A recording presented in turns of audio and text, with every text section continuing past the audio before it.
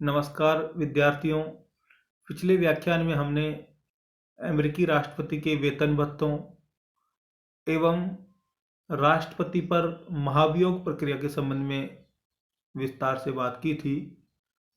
उसी कड़ी के अंतर्गत आज के इस व्याख्यान में हम अमेरिकी राष्ट्रपति की प्रमुख शक्तियों के संबंध में बात करेंगे। जब हम अमेरिकी राष्ट्रपति के संबंध में बात करते हैं तो हमको भारतीय राष्ट्रपति की शक्तियां, उसकी स्थिति और उसके निर्वाचन को ध्यान में रखना चाहिए और फिर दोनों का तुलनात्मक अध्ययन करके एक निष्कर्ष तक पहुंचना चाहिए, क्योंकि दोनों पदाधिकारियों में बहुत सी समानताएं हैं। न केवल पद की अपितु जो राष्ट्रपति को दी गई शक्तियां हैं उनके संबंध में भी दोनों में काफ़ी समानताएं हैं। हालांकि एक बहुत बड़ा अंतर दोनों में प्रारंभ से ही है, वह है नाम मात्र और वास्तविक शक्तियों का। लेकिन भारत के राष्ट्रपति के पास चाहे प्रतीकात्मक ही सही, लेकिन बहुत सी शक्तियां संविधान द्वारा प्रदत्त है। तो आइए बात करते हैं अमेरिकी राष्ट्रपति की शक्तियां। अमेरिकी राष्ट्रपति की प्रमुख शक्तियां। सर हेनरी मैन कहते हैं कि इंग्लैंड का सम्राट राज्य करता है परंतु शासन नहीं।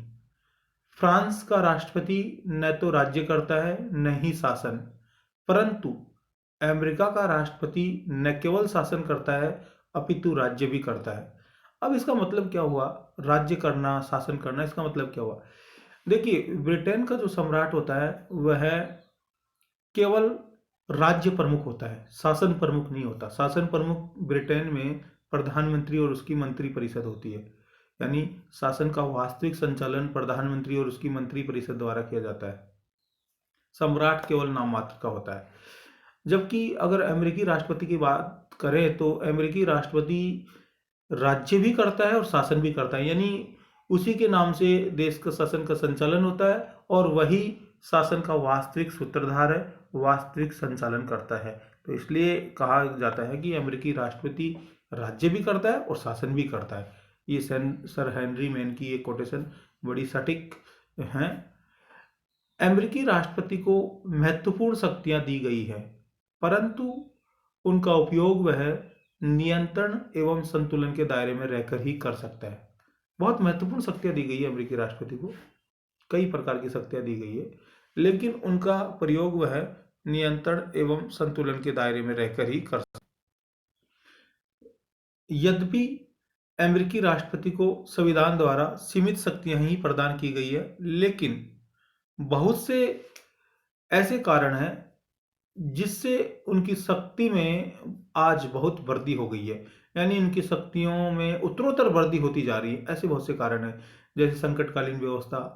अमेरिका में बहुत से संकट आए, या यूँ कह दीजिए कि विश्व में बहुत से संकट आए जिन्होंने एकाएक अमेरिकी राष्ट्रपति की शक्तियों को मजबूत कर दिया, उनको बढ़ा दिया। जैसे अमेरिका का जो आंतरिक अशांति, जो गृह युद्ध हुआ वह, इसके अलावा प्रथम विश्व युद्ध, द्वितीय विश्व युद्ध, आर्थिक मंदी, तो ये कुछ ऐसे दौर थे जिन्होंने अमेरिकी राष्ट्रपति की शक्तियों को बढ़ा दिया। मजबूत दलीय व्यवस्था का उदय। आज जो अमेरिका की द्विदलीय व्यवस्था है वह मजबूती से पूरे विश्व में एक उदाहरण के रूप में स्थापित हो गई है। और जब कोई दलीय व्यवस्था मजबूत होती है और उसके प्रतिनिधि जब बहुत भारी मतों से विजित होकर आते हैं तो उनकी शक्तियां अपने आप ही बहुत बढ़ जाती है। अमेरिकी राष्ट्रपति का चुनाव। अब जैसे अमेरिकी राष्ट्रपति का चुनाव एक निर्वाचक मंडल के माध्यम से किया जाता है और अप्रत्यक्ष रूप से होता है, लेकिन जिस प्रकार यह चुनाव होता है उससे ऐसा लगता है कि अमेरिकी राष्ट्रपति का चुनाव बिल्कुल प्रत्यक्ष विधि के द्वारा हो रहा है, क्योंकि वहाँ दलीय विधि से भी ऊपर उठकर वहाँ जो पॉपुलर जो चेहरा होता है, जो प्रतिनिधि के रूप में चुनाव में खड़ा होता है, उसके नाम से वोटिंग होती है। तो राष्ट्रपति के चुनाव का प्रभाव भी बहुत ज़्यादा उनकी शक्तियों को बढ़ाने के लिए सहायक हो गया है। विभिन्न न्यायिक निर्णय, समय समय पर जो न्यायालयों द्वारा निर्णय दिए जाते हैं उनके माध्यम से भी अमेरिकी राष्ट्रपति की शक्तियों को बहुत मजबूती और प्रदान की गई और बहुत बढ़ गई है शक्तियाँ। राष्ट्रपति की विधायी शक्तियाँ। अब एक एक शक्तियों के बारे में बात करेंगे। अब ये विधायी शक्तियां यानी व्यवस्थापिका संबंधी शक्तियां, क्या क्या शक्तियां हैं बात करते हैं। कांग्रेस को संदेश भेजना, यानी एक तरह से यह कांग्रेस और जो उनके जो सचिवालय होता है उनके बीच में कड़ी के रूप में होता है, मध्यस्थ के रूप में होता है। तो कांग्रेस को संदेश भेजना, जैसे भारत का प्रधानमंत्री मंत्री परिषद और राष्ट्रपति के मध्य एक कड़ी के रूप में काम करता है, उसी प्रकार यहाँ अमेरिकी राष्ट्रपति की स्थिति है। कांग्रेस के विशेष अधिवेशन आमंत्रित करना, ये भी समय समय पर विशेष अधिवेशन आमंत्रित करना, ये भी अमेरिकी राष्ट्रपति की एक विधायी शक्ति के अंतर्गत आती है।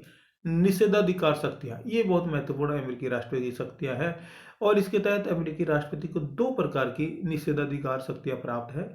एक तो विलंबकारी वीटो की शक्ति और एक जेवी वीटो, यानी जिसको पॉकेट वीटो बोलते हैं हम, जेवी वीटो की शक्ति, यानी सस्पेंसिव वीटो और पॉकेट वीटो, ये दोनों शक्तियां अमेरिकी राष्ट्रपति को प्राप्त है। अब ये विलंबकारी वीटो क्या होता है? ऐसा विधेयक जिस पर अमेरिकी राष्ट्रपति ने विलंबकारी वीटो शक्ति का प्रयोग किया है, उस विधेयक को यदि कांग्रेस के दोनों सदन पुनः पारित कर देते हैं तो उस पर राष्ट्रपति के हस्ताक्षर की आवश्यकता नहीं होती यदि पुनः पारित कर देते हैं तो। लेकिन उस विधेयक पर कांग्रेस का पुनः 2/3 बहुमत मिलना मुश्किल होता है। एक बार बहुमत जुटाने के बाद में उसी विधेयक पर दोबारा चर्चा करवाना और फिर उस पर बहुमत जुटाना बड़ा मुश्किल काम है। एक बार ऐसे विधेयक राष्ट्रपति द्वारा अस्वीकार करने पर प्राय समाप्त माने जाते हैं, यानी समाप्त से हो जाते हैं। जेवी वीटो, ऐसे विधेयक पर विचार करने के लिए राष्ट्रपति के पास 10 कार्य दिवस का समय होता है, यानी 10 दिन दिए जाते हैं राष्ट्रपति को। यदि कांग्रेस का सत्र चल रहा हो तो राष्ट्रपति की बिना सहमति के भी 10 दिन बाद यह विधेयक कानून बन जाता है, कांग्रेस का अगर सत्र चल रहा हो तो। लेकिन अगर सत्र नहीं चल रहा हो तो यह विधेयक राष्ट्रपति की सहमति नहीं मिलने पर स्वतः ही समाप्त हो जाता है। अगर सत्र चल रहा हो तो 10 दिन बाद यह विधेयक स्वतः ही कानून बन जाएगा, और सत्र नहीं चल रहा हो तो फिर राष्ट्रपति की सहमति तो है ही नहीं जेवी वीटो में, तो यह अपने आप ही समाप्त हो जाएगा। अमेरिकी राष्ट्रपति की कार्यपालिका संबंधी शक्तियां, अमेरिकी राष्ट्रपति को बहुत सी कार्यपालिका संबंधी शक्तियां भी प्राप्त है। और कौन कौन सी शक्तियां प्राप्त है तो उनमें हम बात करते हैं कानूनों को लागू करना। जो कानून व्यवस्थापिका बनाती है उनको राष्ट्रपति अपने सचिवों, विभागीय सचिवों के माध्यम से समय अंतर्गत स्थिति में, समय अंतर्गत जो परिस्थिति है, निश्चित कार्य समय होता है, उसके अंतर्गत उसको लागू करना होता है और लागू करता भी है। सभी प्रकार की व्यवस्था बनाए रखना, अमेरिकी राष्ट्रपति न केवल राष्ट्र में शांति व्यवस्था बनाए रखना अपितु सभी प्रकार की समितियों में कोऑर्डिनेशन का काम करता है, इसी प्रकार सभी में कार्य आवंटन का काम करता है और उनकी समय समय पर कार्यों की समीक्षा करता है, उनसे रिपोर्ट लेता है, यानी सभी प्रकार, और उनके लिए वित्तीय स्वीकृति जारी करवाता है। तो ये जो व्यवस्था होती है विभागों को चलाने की, ये सारी व्यवस्था अमेरिकी राष्ट्रपति के द्वारा की जाती है। प्रशासन का संचालन, चाहे प्रशासन, चाहे ब्यूरोक्रेसी हो, चाहे दूसरा राजनीतिक प्रशासन हो, इन सब का संचालन अमेरिकी राष्ट्रपति के द्वारा किया जाता है और उनको समय समय पर दिशा निर्देश अपने विभागीय सचिवों के माध्यम से दिए जाते हैं और उनकी कार्यों की प्रगति रिपोर्ट भी समय समय पर जांच की जाती है। तो ये प्रशासन का संचालन अमेरिकी राष्ट्रपति द्वारा किया जाता है। नियुक्ति करने एवं हटाने संबंधी शक्तियां, जैसा कि भारत के राष्ट्रपति को विभिन्न पदाधिकारियों को नियुक्त करने की शक्ति है, जैसे राज्यों के राज्यपाल, सर्वोच्च न्यायालय, उच्च न्यायालयों के न्यायाधीशों की नियुक्ति, नियंत्रक, महालेखा परीक्षक, इसके अलावा जैसे महान्यायवादी और भी बहुत सी केंद्रीय समितियों के जो अध्यक्ष और सदस्य होते हैं उनकी नियुक्ति करने का जिस प्रकार राष्ट्रपति को अधिकार है, वैसे ही अमेरिका में भी है। तो उन पदाधिकारियों की नियुक्ति राष्ट्रपति द्वारा की जाती है और वही उनको किसी कारण से हटा भी सकता है, चाहे कारण कुछ भी हो, चाहे वो खुद हटना चाह रहे हो, चाहे उन पे कोई आरोप हो या उनकी वर्किंग एफिशिएंसी स्लो हो, इन आधारों पर हटा भी सकता है। सीनेट के प्रति शिष्टता। ये सीनेटोरियल शिष्टाचार का जो अमेरिका का जो तरीका है, ये बड़ा अच्छा है और वहाँ यह एक वहाँ की शासन व्यवस्था की एक पहचान है। तो यह राष्ट्रपति के माध्यम से किया जाता है, क्योंकि जितने भी सीनेटर जो उनके निर्वाचक मंडल में शामिल थे, तो उन सब के माध्यम से एक सीनेटोरियल शिष्टाचार का अनुपालन किया जाता है।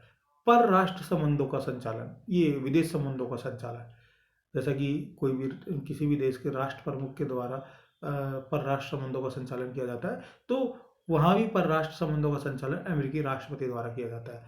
और वहाँ बाकायदा विदेश सचिव, युद्ध सचिव, वित्त सचिव, ये सब बनाए जाते हैं। और जो विदेश सचिव होता है, उनके सहयोग से अमेरिकी राष्ट्रपति परराष्ट्र संबंधों का संचालन करता है। और इनके अलावा विदेशों में राजदूत नियुक्त किए जाते हैं उनके राष्ट्र के माध्यम से। तो इन सब के सहयोग से परराष्ट्र संबंधों का संचालन किया जाता है। अमेरिकी नागरिकों का संरक्षण, ये बहुत महत्वपूर्ण बिंदु है कि अमेरिका के नागरिक यदि दुनिया के किसी भी कोने में निवास कर रहे हो और किसी भी प्रकार का व्यवसाय कर रहे हो, तो उन सब के प्रोटेक्शन, उन सब की सुरक्षा की जिम्मेदारी अमेरिकी राष्ट्रपति बखूबी निभाता है और अमेरिकी राष्ट्रपति की जिम्मेदारी है भी। आज वर्तमान में विश्व के सभी राष्ट्रों द्वारा यह काम किया जाता है। जैसे भारत के, अभी आपने देखा होगा कोविड में कि दुनिया भर में जो भारत के नागरिक फंसे हुए थे, उनको भारत सरकार ने एफर्ट्स करके और अपने राष्ट्र में सुरक्षित बुलाया और लेके आए। ऐसा सब राष्ट्र करते हैं, लेकिन कुछ राष्ट्र बहुत ज़्यादा करते हैं, जैसे चीन, जापान, और कुछ राष्ट्र बहुत उनको इग्नोर कर देते हैं, ये अलग बात है। लेकिन भारत भी अपने नागरिकों की संरक्षण के लिए, सुरक्षा के लिए बहुत तत्पर है भारत सरकार। सशस्त्र बलों का सेनापतित्व, जो वहाँ सशस्त्र, जैसे भारत में भी तीनों सेनाओं का सेनापति किसको कहा जाता है? राष्ट्रपति को। Army, navy, air force. वैसे ही अमेरिका में भी जो सशस्त्र बल होते हैं, उनका सेनापतित्व अमेरिकी राष्ट्रपति करता है। तो ये जो कार्यपालिका संबंधी शक्तियाँ, और भी बहुत से विषय हैं, उन सब की चर्चा अपन यहाँ नहीं कर पाएंगे, लेकिन ये जो कार्यपालिका संबंधी शक्तियाँ हैं, ये अमेरिकी राष्ट्रपति की बहुत व्यापक हैं।